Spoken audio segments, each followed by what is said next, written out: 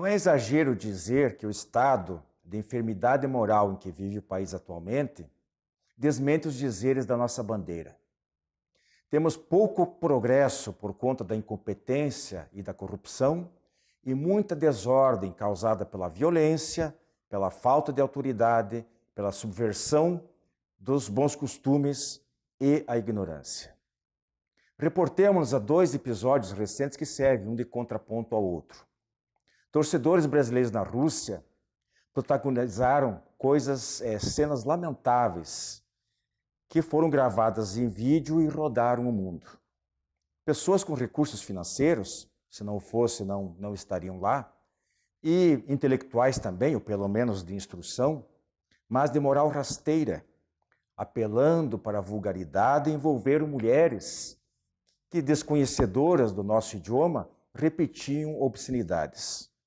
Do outro lado, o presidente francês Emmanuel Macron passou um pito, deu um puxão de orelha num jovem durante uma solenidade oficial, porque este o chamou por um apelido. E isso depois de provocativamente cantar o hino da Internacional Comunista. Em suas palavras, do presidente francês, era uma cerimônia oficial e o menino devia se comportar e chamá-lo de senhor presidente ou de senhor. O respeito é o mínimo, disse ele, em uma república, mas isso não nos impede de ter uma conversa descontraída. É óbvio que para as autoridades, seja elas quais forem, inclusive o cidadão comum, para exigir respeito, elas têm que se dar ao respeito. Elas têm que merecer, têm que conquistar o respeito. Quando um pai ensina um filho pequeno a dizer palavrões, achando que isso é engraçado, ou incentiva o adolescente a se comportar mal, de uma maneira inconveniente com as meninas, achando que isso é sinal de autoafirmação e de virilidade, quando ouvimos um senador da República ser apanhado em gravações ao telefone, falando de valores, de pagamentos altamente suspeitos, com frases recheadas de obscenidades, o que nós podemos esperar dessa sociedade? Não é puritanismo, nem excesso de zelo. E não se trata de saudosismo das aulas de moral e cívica abolidas das escolas há décadas. Basta ver o respeito, aliás, a formalidade, exigida pelo presidente francês, também não é um exagero. Basta ver o respeito que a França e os seus cidadãos desfrutam perante o mundo. E, ao mesmo tempo, nós, esses brasileiros que lá estiveram na Rússia, alguns deles, claro, e até mesmo que nós fazemos aqui dentro do país, como isto é visto lá fora. A língua portuguesa possui 381 mil verbetes, portanto, totalmente desnecessário nós apelarmos para termos que nós criamos ou substituímos os termos corretos, gerando, usando palavrões, gerando uma cultura pobre e viciada. Cabe à família, à escola, à igreja, a todas as pessoas de bem coibir essas práticas que agridem os ouvidos e ofendem as pessoas de formação elevada. Falar coisas negativas, palavrões inclusive, é um péssimo hábito que não acrescenta nada a quem os diz, a não ser atrair companhias espirituais também tão vulgares quanto elas, porém causa um mal-estar a quem os ouve. Tudo principia no pensamento, somos o que pensamos. Se Jesus estava certo quando dizia que a boca fala do que o coração está cheio, é fácil nos imaginarmos o que uma multidão de pessoas tem dentro de si, não é verdade? O que nós exteriorizamos na forma de palavras diz bem do que nós somos e deixa atrás um rastro de luz ou a sombra da nossa indigência moral. Bem, meus amigos, além desse editorial o nosso A Voz de hoje traz as demais atrações do nosso programa. Temos no tema livre um importante debate com os nossos apresentadores sobre a lei de causa e efeito, como os nossos pensamentos de hoje são registrados e repercutem na vida futura. E os nossos atos, um homicídio, por exemplo, é Deus que cobra e faz a justiça ou somos nós mesmos, a nossa própria consciência? E temos ainda o abraço fraterno dirigido a 2 policiais militares. Vocês já saberão por quê.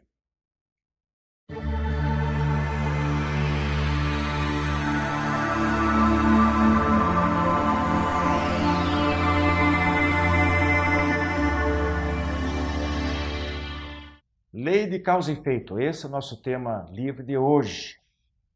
E eu vou aqui com meus companheiros mais uma vez, a Rose e o Parchen, e para a gente ser bem objetivo, eu gostaria de colocar lá na ponta para o Parchen direto uma pergunta simples, muito fácil de ser respondida. Parchen, lei de causa e efeito, o karma, lei de ação e reação, italiano, é tudo uma mesma coisa? Não, não, são conceitos bem diferentes. Vamos começar pelo último, a lei de Talião, não é? Quem com ferro fere, com ferro será ferido. Não é um conceito espírita, não é? Porque é revanchista. A lei de ação e reação é um conceito físico, não é? Não é um conceito espírita também. O karma é um conceito espiritualista, mas não bem afeito ao conceito que vamos discutir, que é a lei de causa e efeito. Ele é uma questão do registro das coisas boas e más que fizemos e suas consequências. Já a lei de causa e efeito tem o nome mais apropriado, ou seja, aquilo que fazemos, aquilo que pensamos, aquilo que sentimos, aquilo que nós decidimos fazer, seja pelo pensamento, por palavras ou por atos, tem uma consequência energética ou até mesmo factual que nós sofreremos esses efeitos, sejam positivos ou negativos. Rose, a lei de causa e efeito está dentro da lei divina de justiça? Nós entendemos que sim. Por quê? Você não tem um efeito sem uma causa. É da lei natural isso e da lógica até, da lógica humana. Portanto, aquilo que nós experienciamos necessariamente decorre das nossas próprias escolhas ou das nossas necessidades evolutivas. Conforme agimos, conforme plasmamos, né, programações futuras que são modificáveis a todo instante por novas escolhas. E a lei da justiça divina se manifesta assim, nos proporcionando aquilo de que necessitamos ou merecemos para progredir. E a cada um segundo suas obras, é isso, né? Esperamos até que seja mais misericordioso que isso, mas é. Agora, Parchen, o que acontece sob o prisma dessa lei, né, de causa e efeito, na hora que nós ofendemos ou somos maledicentes, por exemplo, né, com alguém? Ou seja, quando nós usamos apenas a palavra. Qual é o efeito de uma palavra mal colocada? O que agredimos alguém com uma palavra? Qual é a repercussão que tem diante da lei de causa e efeito? Bom, a palavra sempre manifesta o pensamento, ela sempre manifesta intenção. A palavra não é surda, né? As pessoas dizem escapou. Não escapou, né? Nós mentalizamos, nós verbalizamos um sentimento e um pensamento. Em consequência, emitimos determinado grau de energia. Pela lei de causa e efeito, a energia retorna para nós. E isso também é registrado. Muitas vezes o retorno é imediato e sentimos o impacto e o efeito imediatamente. Muitas vezes isso fica guardado para o futuro da atual vida ou, quem sabe, para o futuro de outras vidas. Estendendo um pouquinho aí, rapidinho. Se eu xingo alguém, pela lei de causa e efeito, alguém vai ter que me xingar para eu quitar isso aí? Não é. A lei de causa e efeito precisa ser entendida exatamente no sentido da reciprocidade energética. Quando eu ofendo, qualifico ou mal qualifico alguém, eu envio um grau de energia negativa para a pessoa. Esta ponte energética faz com que a energia negativa daquela pessoa retorne a mim. E conforme a intenção, o grau de intencionalidade, esse registro pode ser imediato ou ficar realmente profundo na minha existência. É interessante. Então, justamente, aí se diferencia da ação e reação, do talião principalmente, né? Não é na mesma moeda necessariamente que a gente se reajusta perante as leis divinas, né? E a maior parte das vezes não é na mesma moeda. Então, muito importante isso. Como e onde um pensamento negativo, eu comecei pela palavra, vamos dar um passinho atrás. Um pensamento negativo, Rose, ele é registrado a ponto do indivíduo sofrer as consequências. É a mesma coisa, quase, do que o Parche acabou de expor? Nós temos que pensar que toda a nossa existência é submetida a leis naturais. No campo mental, nós emitimos pensamentos, né, colorizamos a energia ao nosso redor de acordo com o que pensamos, de acordo com o que sentimos, e nos ligamos automaticamente a todas as mentes que estão no mesmo grau de afinidade conosco. Aquelas que pensam, sentem, registram suas energias no mesmo diapasão vibratório. Então, como nós sentimos a consequência de um pensamento, seja bom, seja mal? Nos ligando a outras mentes que pensam, sentem e vibram como a nossa, e emitindo de nós e recebendo simultaneamente energias boas ou más, conforme a fonte emissora que nós alimentamos. Interessante, né? Falamos de pensamento, falamos de palavras. Agora vamos para atos concretos. Vamos para um caso extremo, Parche. Quando uma pessoa, não estamos aqui julgando pessoas, mas atos, atitudes, né? Quando a pessoa comete um homicídio, por exemplo, como é que isso é regido pela lei de causa e efeito? Como é que a gente vai pagar? Vamos simplificar aqui a história. Como é que a gente paga esse homicídio? Bom, aí é importante voltarmos exatamente ao significado da lei de causa e efeito. Não é?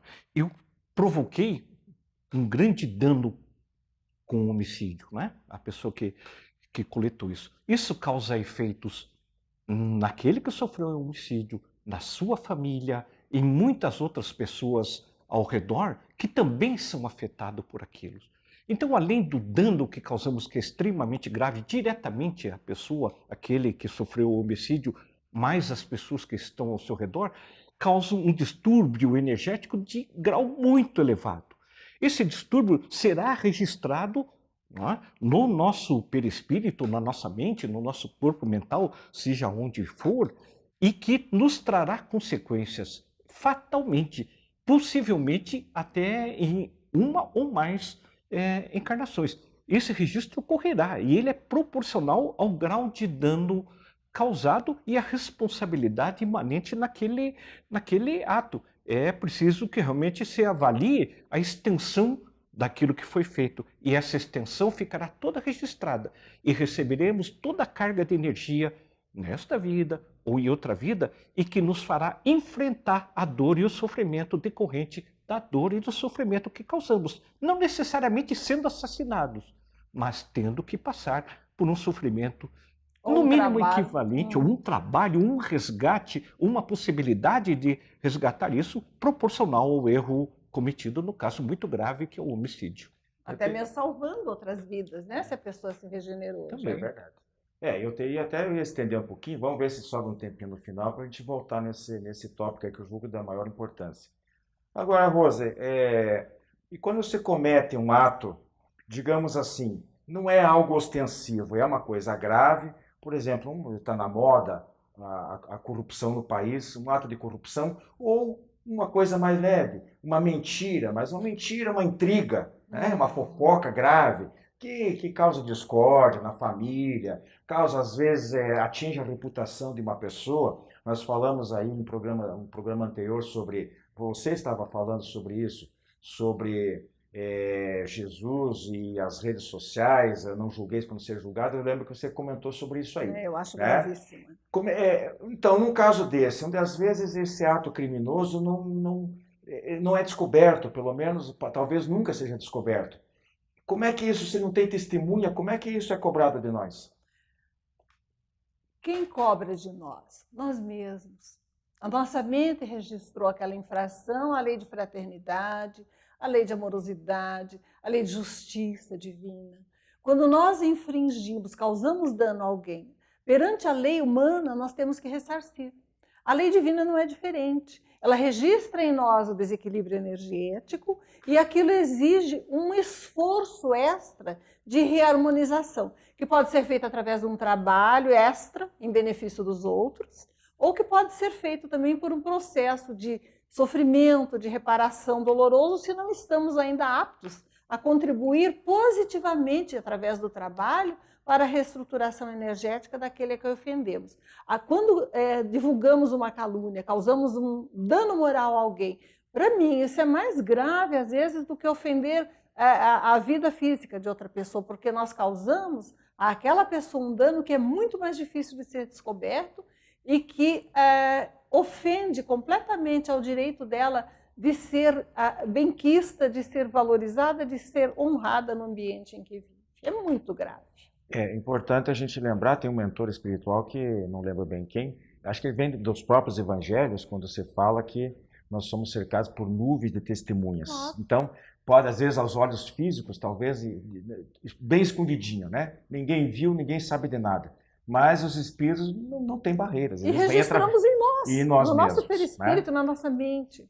Nós vamos para o intervalo e voltamos aí na sequência, já com mais perguntas aí para a Rose e para o Parche, ok? Aguarde só um instante. A Casa Editora Clarim divulga há mais de um século a luz e o conhecimento da doutrina espírita com valioso conteúdo, de belíssimos romances a esclarecedoras obras doutrinárias. Conheça, divulgue e compartilhe a lucidez do Espiritismo. Casa Editora O Clarim. Acesse www.oclarim.com.br.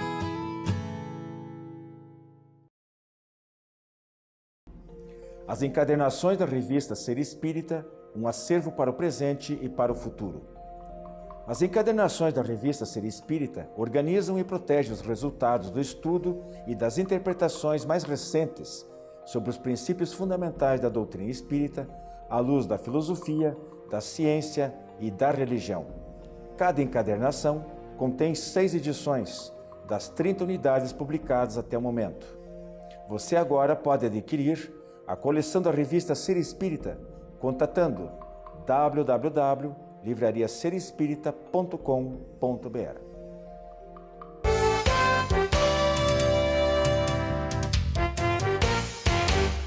Então, nós estamos reiniciando o nosso tema livre de hoje, falando sobre a lei de causa e efeito. E eu gostaria aqui de passar a próxima questão para o Parche, nos esclarecendo o seguinte, Parche. Uma das áreas mais sensíveis do comportamento do indivíduo, né, é o seu próprio bem-estar. Todo mundo quer felicidade, quer estar bem com as coisas. Agora, isso inclui a saúde física e mental.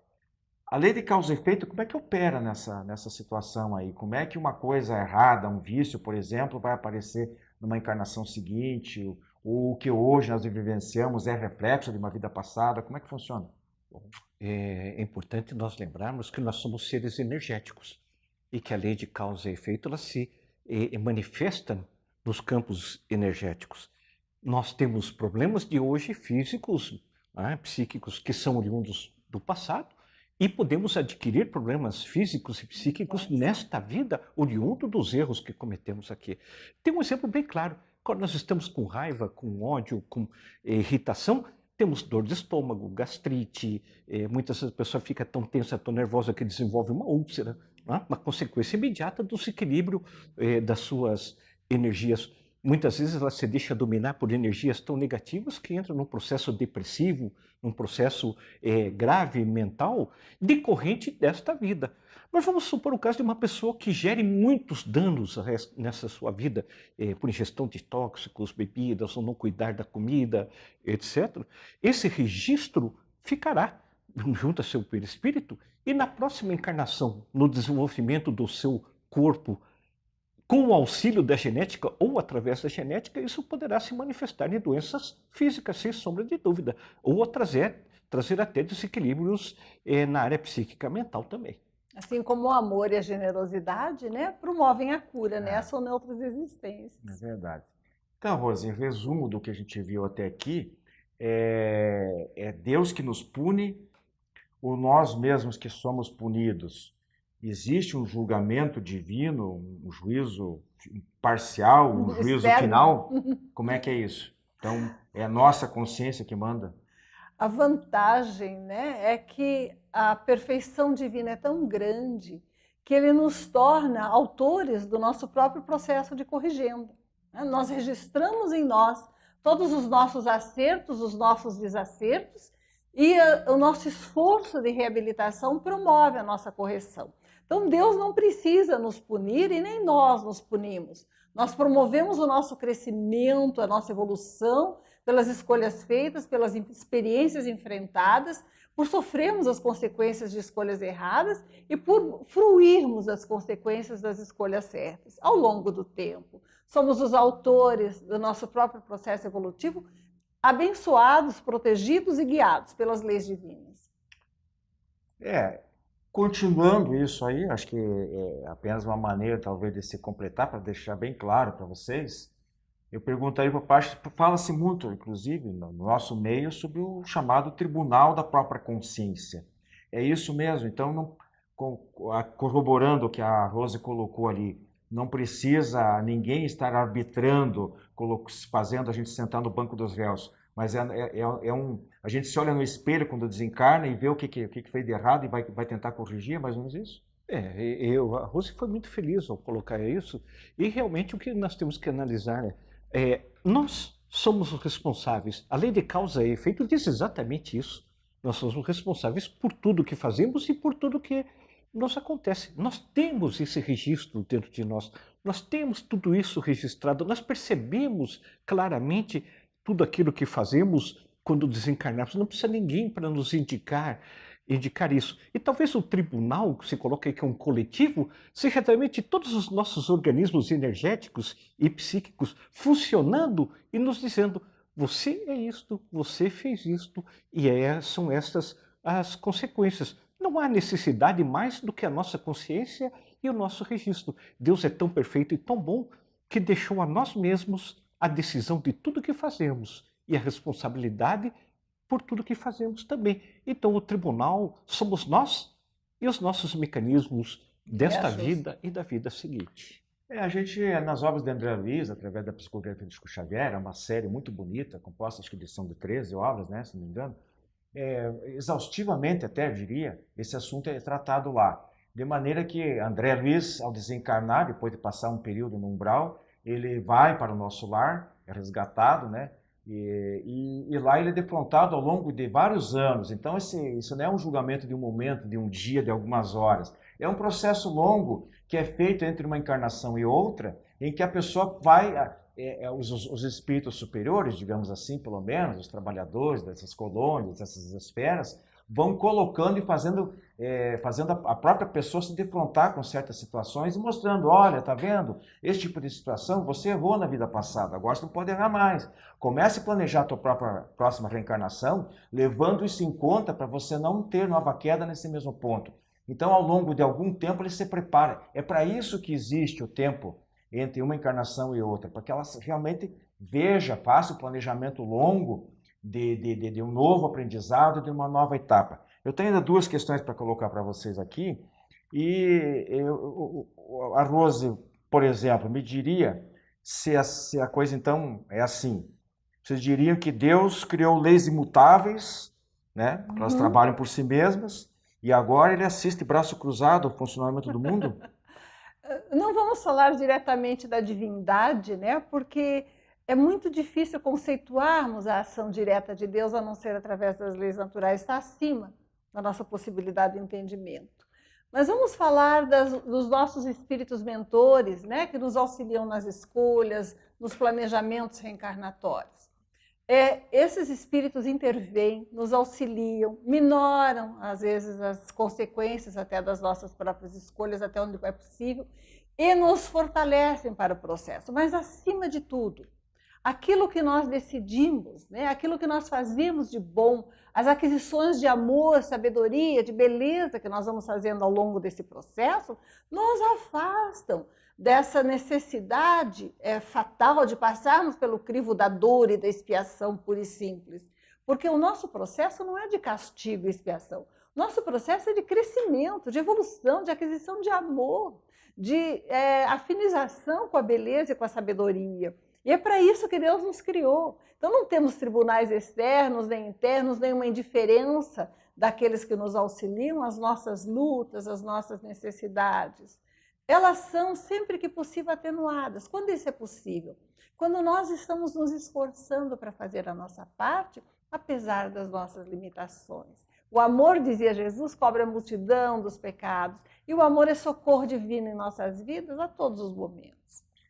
Então, Parchin, a pergunta final aí para encerrar nossa exposição, nosso tema livre de hoje é o seguinte: dentro daquilo que você falou lá do homicídio, me ocorreu agora, dá para emendar de novo e reforçar um pouquinho. Se o próprio indivíduo que julga seus erros e seus acertos, né, ele define por livre escolha as situações futuras para a autoimposição das corrigendas necessárias, aquele planejamento que eu acabei Desde de que tenha citar e condições tal. para isso. É. Exatamente. Com auxílio dos demais espíritos, em melhor situação que ele e tal.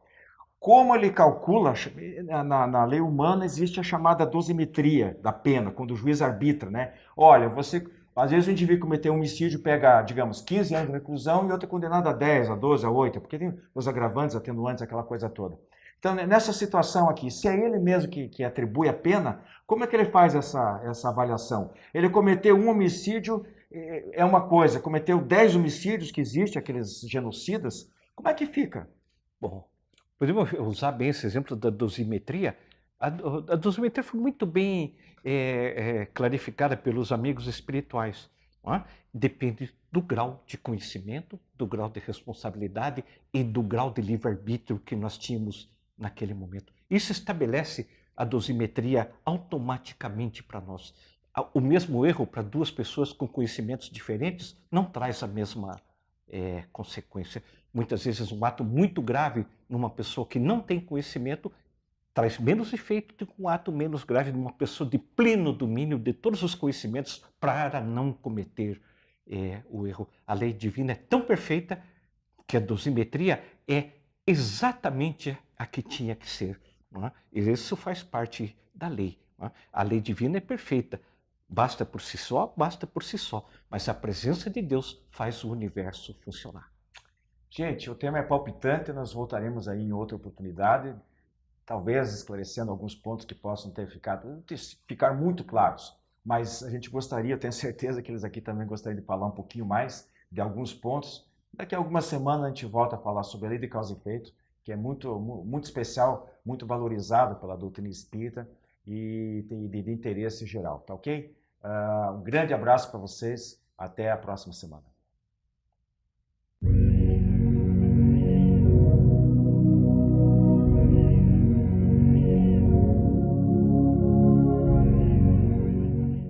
Meu abraço de hoje vai para os soldados Ramos e Pedroso da Polícia Militar do Estado do Paraná. Na tarde de domingo, 17 de junho, eles foram receber um alerta de uma ocorrência de furto numa determinada localidade. Quando lá chegaram, se depararam com um casal e 2 filhos de 3 e 5 anos furtando barras de metal, barras de ferro de uma construção. O homem de 35 anos tentou se justificar, dizendo que estava realmente desesperado porque estava desempregado há 4 meses e não tinha comida em casa. Ele foi detido, levado para a delegacia, mas lá ele insistia com os policiais que fosse até a casa dele para verificar a veracidade do que ele estava afirmando, que era verdade o que ele estava dizendo. A visita recebeu um vídeo, mereceu, né? Eles fizeram um vídeo demonstrando a deplorável situação da família. Realmente uma casa em péssimas condições e não havia comida lá dentro. E eles postaram no grupo de WhatsApp da corporação pedindo ajuda. Na segunda-feira, o indivíduo, essa pessoa já havia sido liberada, já estava em casa, e eles voltaram a fazer uma nova visita para a família, levando comida, roupas, brinquedos e até uma bicicleta. O homem ainda vai ter que responder à justiça pelo furto, né? Mas, além de se dizer arrependido e de que tem certeza que não cometerá o mesmo delito novamente, mostrou-se muito agradecido aos policiais militares pelo que eles tinham feito. Então, um abraço fraterno do programa vai para os militares Ramos e Pedroso, que foram capazes de conciliar o cumprimento, o exercício do seu dever profissional com o lado humano, de ver a necessidade do seu semelhante, de ter confiar no ser humano, a sua solidariedade e a prática de uma caridade que não deixou de ser. Paz e luz e boa semana a todos.